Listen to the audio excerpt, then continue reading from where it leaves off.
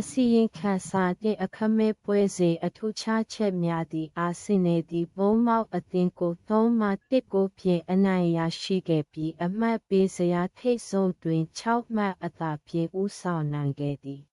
။ဂါဘရီယယ်၏အမှားကြောင့်အီဗန်နီဆန်ကချေးစ်အသင်းကိုဦးဆောင်နိုင်ခဲ့သော်လည်းအာဆင်နယ်နောက်ခံလူသည်6မိနစ်အကြာတွင်ချေပကိုသွင်းယူနိုင်ခဲ့သည်။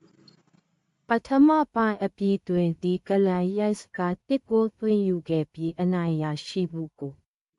သေချာစေခဲ့သည်။တောင်ဘက်ကမ်းရိုးတန်းတွင်စိုးရိမ်စရာများစွာရှိနေသော်လည်းဒီကလန်ယက်စ်၏ဒုတိယပိုင်းတွင်1ကိုသွင်းယူမှုသည်အာဆင်နယ်အားဘုံမောက်အသင်းကို3-1ကိုဖြင့်အနိုင်ရရှိစေခဲ့ပြီးပရီးမီးယားလိဇယားထိပ်တွင်6မှတ်အသာဖြင့်ဦးဆောင်နိုင်စေခဲ့သည်။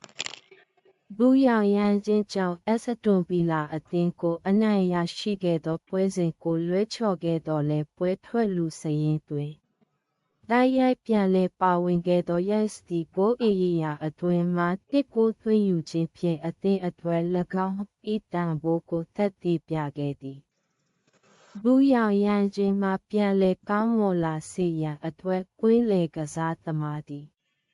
ထိတွေ့မှုမရှိဘဲလွဲချော်ရန်နီးစပ်ခဲ့သည့်ပွဲစဉ်ဖြစ်သည်။နောက်ဆုံးမိနစ်အထိဘယ်လိုနေလဲလို့ကျွန်တော်သူ့ကိုမေးခဲ့သည်။ဟူးမိုက်ကယ်အာတီတာကပြန်ပြောပြခဲ့သည်။သူက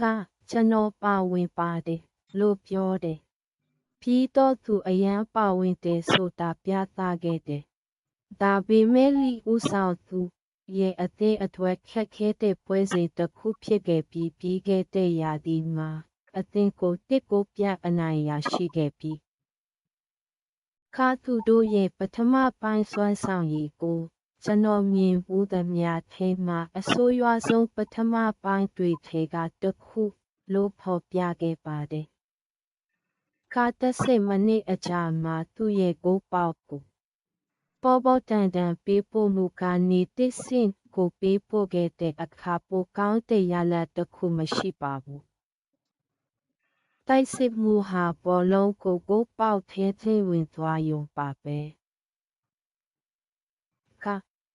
အသင်းရဲ့ဦးဆောင်ဂိုးကို1ကိုနီးပါးသွင်းယူနိုင်ခဲ့ပေမယ့်6မိနစ်အကြာမှာရဲ့ပေါ်ပေါ်တန်တန်ပြေးလွှားမှုကနေချေပကိုသွင်းယူခဲ့တာကြောင့်အသင်းဟာအံ့အားသင့်ခဲ့ရပါတယ်။အသင်းဟာပထမပိုင်းနားချိန်အထိပြဿနာတွေပိုမိုဖြစ်ပွားစေခဲ့ပြီးပထမပိုင်းကိုခိုင်မာတဲ့အဆုံးသတ်တစ်ခုပြုလုပ်ခဲ့ပါတယ်။ပွဲပြန်စပြီး9မိနစ်အကြာမှာဂိုးဧရိယာအစောကနေကျွမ်းကျင်တဲ့ပေးပို့မှုတစ်ခုနဲ့ဂိုးသွင်းယူနိုင်ခဲ့ပါတယ်။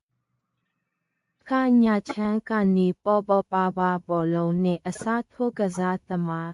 ကိုလွှတ်ပေးလိုက်ပြီးနောက်သူရဲ့ရမှတ်ကိုတိတ်ဆတိုးစေခဲ့ပြီးသူရဲ့အင်္ဂလန်အသင်းဖော်ကဖြတ်တင်ဘောကိုဖြတ်တင်ပြီးနောက်ကွင်းလယ်လူကသွင်းယူခဲ့ပါတယ်။ဒါပေမဲ့အသင်းဟာအရန်ကစားသမားကအဝေးကနေသွင်းပြီးအဆုံးသတ်နိုင်ခဲ့ပါတယ်။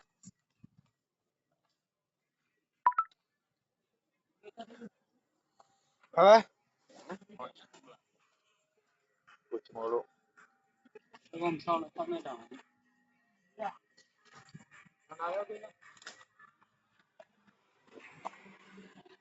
တ်လို့လားကောင်းလဲကျွန်တော်လည်းညပြင်းမို့သူကဖြစ်လား။ဘာညဖြစ်လာလား